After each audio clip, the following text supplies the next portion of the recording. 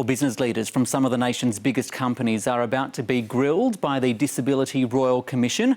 This week's hearings will look into what employers are doing to tackle systemic barriers to employment, and the statistics paint a worrying picture.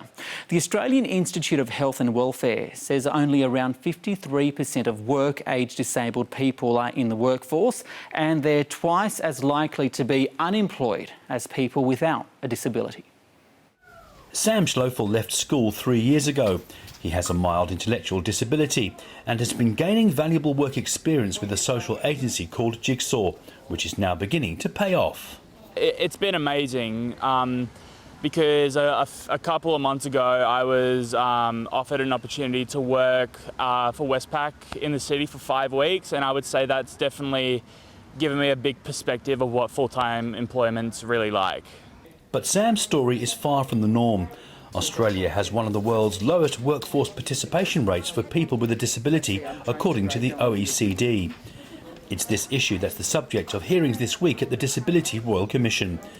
An experienced former Disability Commissioner, Graham Innes, who was born blind, knows all too well. After completing his law degree, he struggled to land interviews, let alone a job. Preconceived ideas about disabled people proving to be a significant barrier. Those assumptions are usually limiting and usually negative.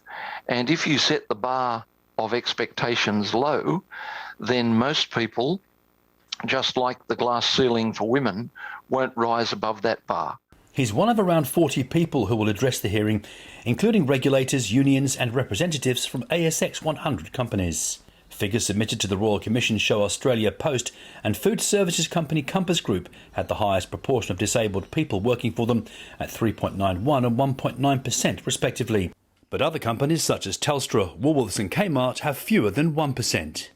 Disability advocates say boosting those numbers could have big benefits for Australia's bottom line. If people with disability were employed in the numbers they should be, on a par with other countries in the world, then Australia's economy would be $50 billion larger by 2050 than it's currently on track to be. These are huge numbers.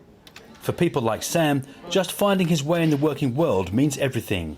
Stepping outside of my comfort zone, because you can't do the same thing forever. Yeah, you got to learn new things. The Royal Commission hearings continue through until Friday. John Baldock, SBS World News.